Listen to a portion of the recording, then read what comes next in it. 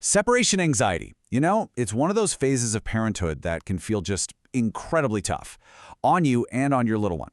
But what if I told you that those tearful goodbyes are actually a sign that something is going very, very right? Today, we're going to reframe how we see this really common challenge together. Welcome to the Motheroo Podcast. I'm River, and along with Riley, we are so glad you're here. In this explainer, we're going to be breaking down a fantastic, in-depth blog post that pulls from a ton of research to give you the clearest picture possible on this topic. Oh, you know the moment, right? You're just trying to leave for work, or maybe even just run a quick errand, and bam! You're met with wails, that super strong cling, and those big tear-filled eyes.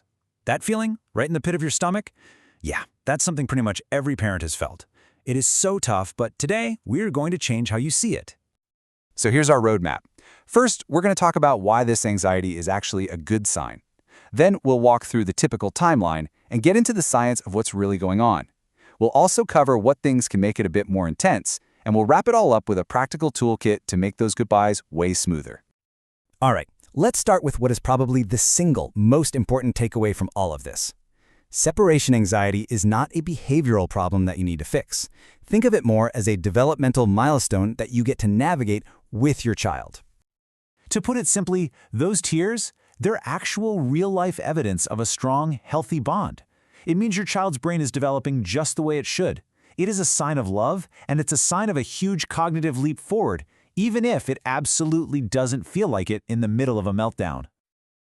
One of the best ways to feel more confident about this whole thing is just to understand that it follows a pretty predictable pattern. Knowing the map makes the journey a whole lot less stressful. So let's take a look at what that timeline usually involves. So it often kicks off with what we call stranger anxiety, even before true separation anxiety begins. The main event usually starts around 8 to 10 months, and it really hits its peak intensity between 10 and 18 months. Now don't be surprised if there's a second, usually less intense peak as they hit those toddler years. But for most kids, this whole phase starts to resolve by the time they're 3 or 4. Okay, so we've covered the what and the when, but understanding the why, well, that's the real game changer. What is actually happening inside your child's amazing brain to cause all this distress? The key concept here is something called object permanence, which was first described by the famous psychologist Jean Piaget. Before this cognitive skill develops, it's basically out of sight, out of mind. But right around 8 months, your baby's brain takes this huge leap, and they suddenly get that you still exist, even when you walk out of the room. And here is the paradox, the kind of wild part.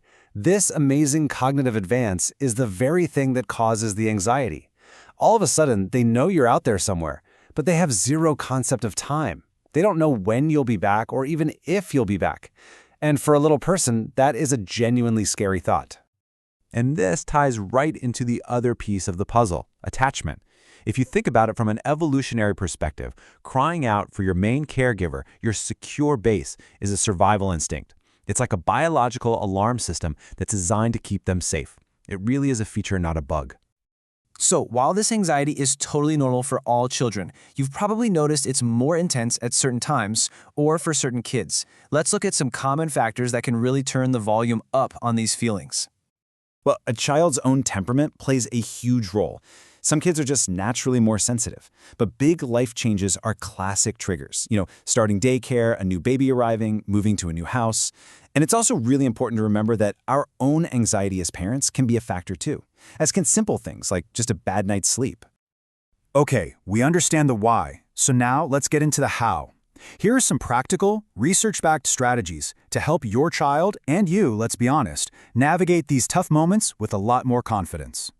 So the research really points to a few core strategies. You want to start with small, practice separations. You want to acknowledge and name their feelings instead of dismissing them.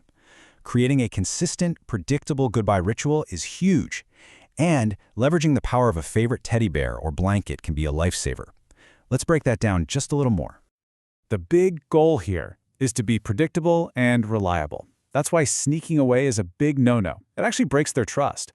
But a long, drawn-out goodbye, that only makes things worse. The sweet spot is short, sweet, and confident. Tell them when you'll be back in terms they get, like after your nap. And calmly validating that sadness, saying, "I know you're sad and I love you," is incredibly powerful. This right here is a perfect example of a goodbye ritual.